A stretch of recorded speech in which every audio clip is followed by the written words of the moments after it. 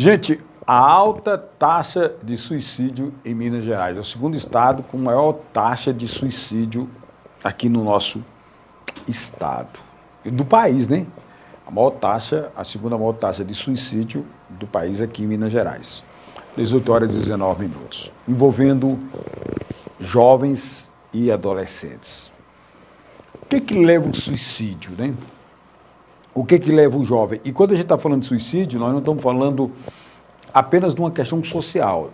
São várias as camadas sociais. Às vezes a pessoa tem um bom lar, uma boa família e comete o suicídio.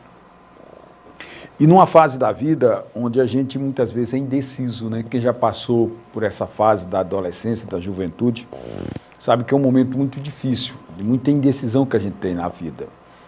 E a gente precisa se encontrar. Quanto mais rápido a gente se encontra, melhor a gente vai convivendo com as contrariedades da própria vida. O suicídio ele tem inúmeras causas, né? Principal, penso eu, que seja a depressão. Tem também a questão meio da hereditariedade, penso eu, né?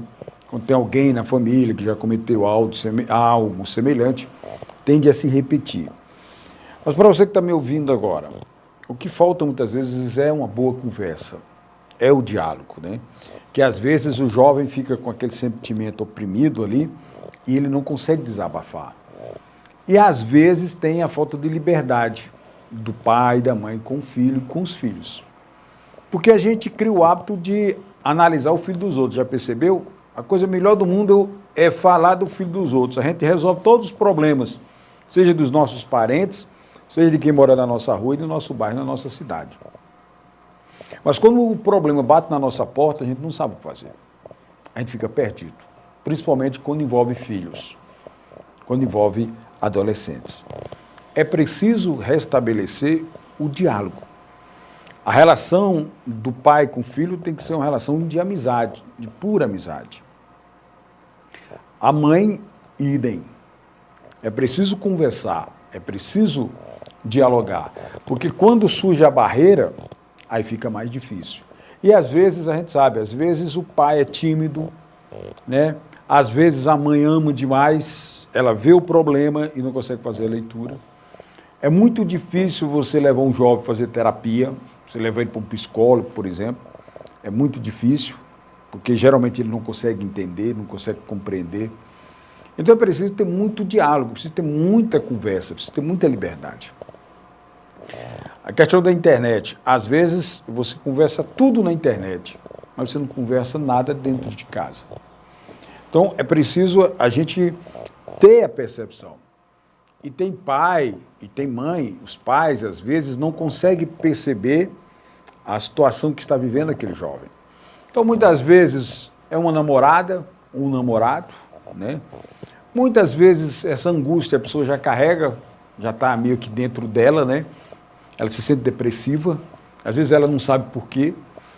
Às vezes são traumas de criança, às vezes perdeu o pai, às vezes perdeu a mãe, às vezes perdeu um cachorro que amava muito, né? Um avô, um ente querido, né? Não consegue superar as dificuldades, os medos, as agonias, porque não existe segredo para a felicidade. A gente fica vendo aí as pessoas querendo vender felicidade. Não existe. Felicidade é uma coisa abstrata, você não pega, você constrói, você busca, né? Então não é uma coisa que você vai chegar ali, eu vou comprar a felicidade. E você vê muita gente na rede social, bonitão, ou uma mulher bonita, ou um cara bonito, falando sobre felicidade, vendendo felicidade, ganhando para vender felicidade. Quando, na verdade, é uma viagem interior, é um poder de compreensão que você tem que ter dos teus problemas. Você se entender. Porque se você não se entender, você não vai compreender o outro. Porque falar do outro é fácil, agora falar da gente é muito difícil, né? Até no dia a dia nosso, no nosso cotidiano, é assim. A gente falar do outro é fácil, agora falar da gente é muito difícil. Então, o suicídio é algo muito grave, ele atinge, é impressionante, países ricos como o Japão, por exemplo, nos Estados Unidos, na Europa, né? Nos países como Suécia, Suíça, que são referência, né, de sociedade, Então, você se entender é muito importante. Você buscar a sua espiritualidade, né? E não terceirizar o seu problema. Não achar que o outro que vai resolver. Quando você vai para o psicólogo, ele vai te nortear, ele vai te entender e dizer, ó, é você que tem que fazer isso. Agora, tem momentos na nossa vida que tem momentos de depressão, tem momentos de felicidade, faz parte, a vida é assim, é um altos e baixos, é uma roda gigante, né? Então, entender a vida é fundamental. E quanto mais cedo a gente entende a vida, melhor. Então, se eu fosse dar uma sugestão, eu diria o seguinte: busque a sua espiritualidade, não a religião, não a religião. A religião é uma seta. Busque a sua espiritualidade. Conheça você, o que você gosta, né? O que te dá felicidade, o que te dá alegria. Procure se encontrar com você. Não fique olhando muito para trás. Para trás é depressão, futuro é ansiedade.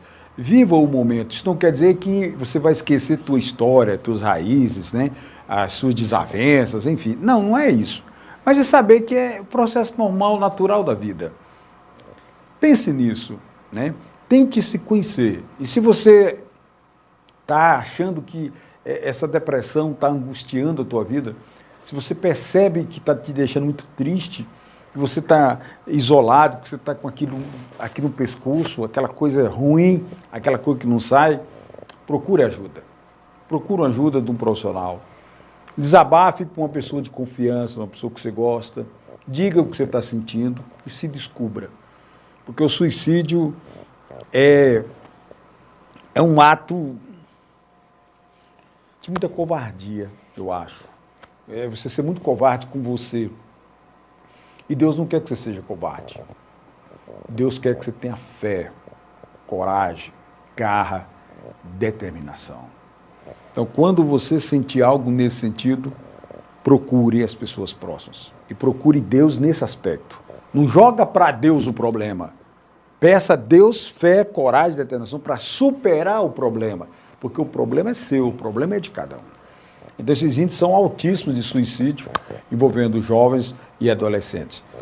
E, evidentemente, que procure dialogar. Existem algumas palavras, para finalizar aqui a minha fala, que são fundamentais e que a gente, dependendo de como é que a gente foi criado, se a gente teve um pai muito duro, uma mãe que não dialogava muito, é difícil a gente falar. Mas diga, eu te amo, para o seu filho. Diga que você ama. Diga que você é o melhor amigo dele, a melhor amiga. Diga para ele que na hora que precisar, vocês estão juntos. Tire uma hora, desliga o celular na hora de sentar para conversar. E eu digo uma coisa, esses assuntos delicados, nunca falem com raiva. Esses assuntos delicados, eu tenho uma experiência e eu vou dividir com você. Fale no momento de lazer. Vamos comer uma pizza, vamos sentar para fazer isso e aquilo. E nessa hora é que você deve tocar esses assuntos delicados. Porque muitas vezes uma vida é salva por causa de uma palavra e de uma frase de amor. Mexeu com você, mexeu comigo. O poder da notícia chama!